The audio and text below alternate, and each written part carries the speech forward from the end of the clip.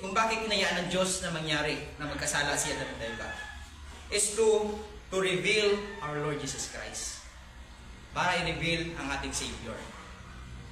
And the book of John, chapter 1, verse 3, sinabi dito, through Him, all things were made. Lahat ng bagay ay ginawa sa pamamagitan niya. Walang bagay na ginawa na hindi sa pamamagitan niya. Ang unang Adan, mga kapatid, ay nagdala ng kamatayan sa mundo. Ngunit ang pangalawang Adan na dumating sa mundo ay nagdala ng buhay. According to 1 Corinthians 15. And sino itong Adan na nagdala ng buhay sa mundo, mga kapatid? John 3:16.